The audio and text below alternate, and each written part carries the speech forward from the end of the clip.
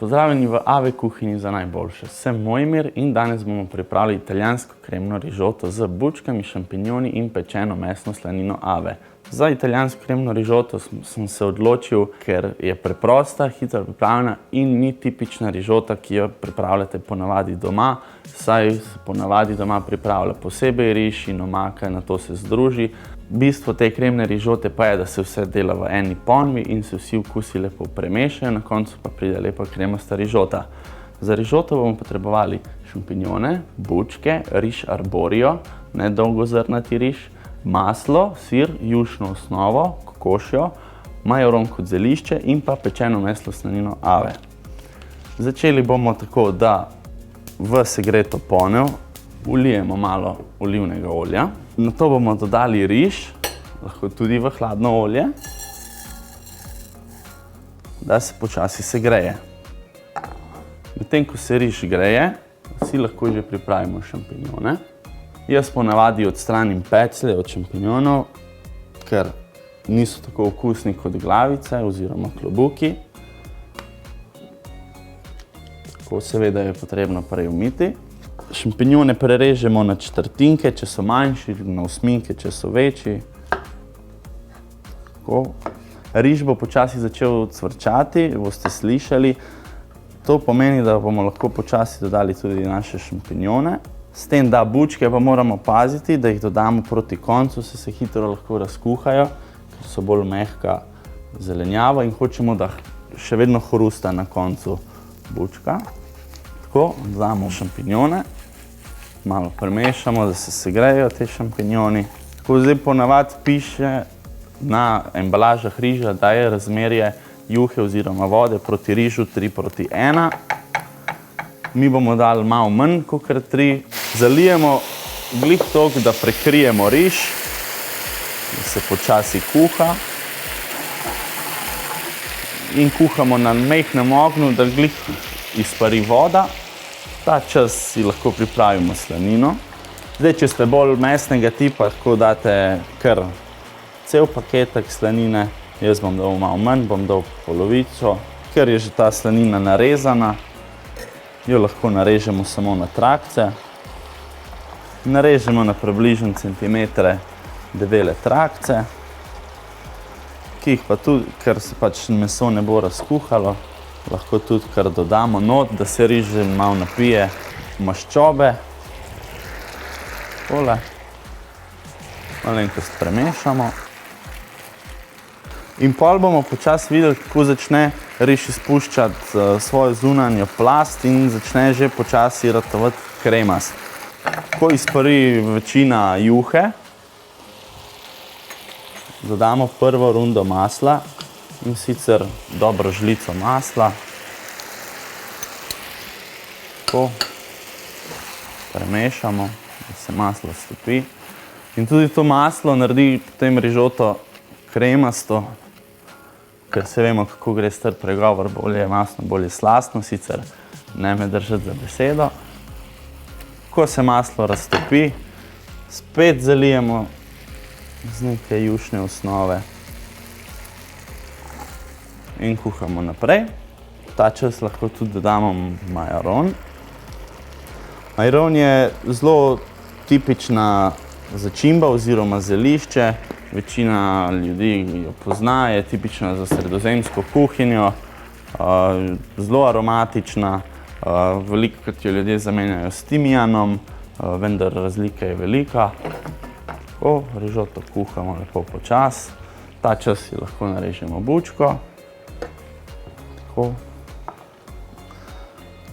Je en tak trik pri bučki, ste mogoče že kje videli, da fajn podrgnemo, ko odrežemo pecelj bučke, fajn podrgnemo in pride taka bela snov ven.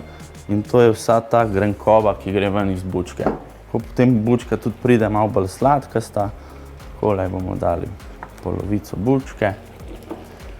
Prerežemo na pol, še na pol. Tako. In pa tudi na pol centimetra debele kocke oziroma trikotnike. Moramo paziti, da rižota ne ne vre preveč, ker se hitro lahko riž razkuha. Poznamo veliko vrst riža. Meni osebno je najboljši za rižote carnaroli ali arborio, taka tipična riža za rižoto. Ta dva riža sta meni najljubša, ker tudi najbolj primerna, ker je zelo majhen riž, ni podolgovat, niso velika zrna. In pa tudi najlepše spustijo to kremo v sebi oziroma zunanjo plast in res pridejo take lepe kremaste rižote. Takole.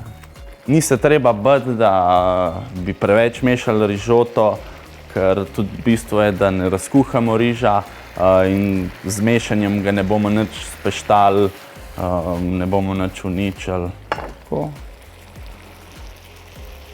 Zdaj, če ste si kokošjo juho, ki ste jo skuhali, če ste jo že solili, potem ne rabite več rižote soliti, lahko samo poprate. Jaz svoje nisem solil, tako da bom in popral in solil.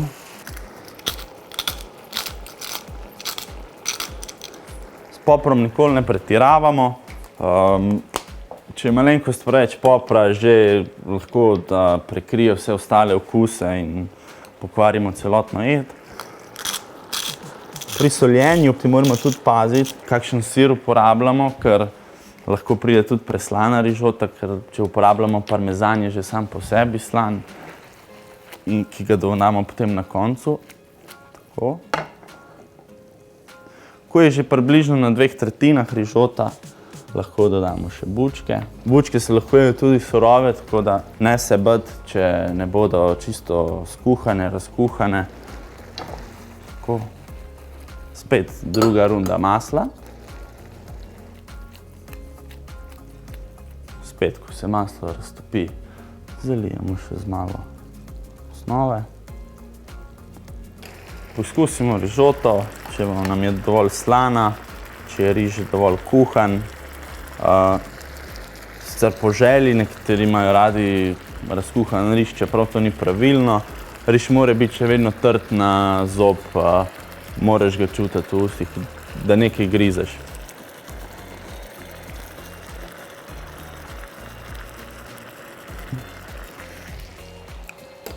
In tole rižotko kuhamo še minutko, dobro minutko.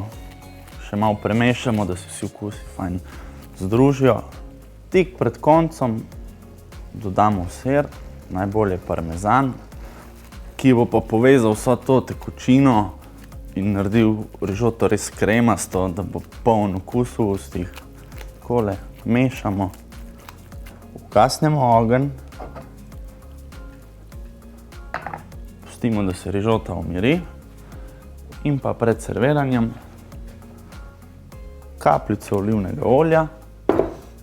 Olje dodamo zato, da dobi rižota nek sijaj, da ni mat preproste barve, se rahlo zasveti in rižota je pripravljena za serviranje. Za dekoracijo lahko damo, lepo pride kakšna vejica svežega majarona, lahko damo tudi naribano bučko, če vam je všeč, če vas ne moti, da je surova, prideš do še lepšega kontrasta. Nikakor pa ne dodajati parmezana, ker bo samo še bolj slana rižota, dosolili ste jo že, je po okusu, z dodajanjem parmezana bo samo še bolj slana. Pa nimamo svežega majarona, za dekoracijo uporabimo tudi malo suhega. Takole tresemo. In naša kremna italijanska rižota z bučkami, šampinjoni in slanino je gotova. Dober tek!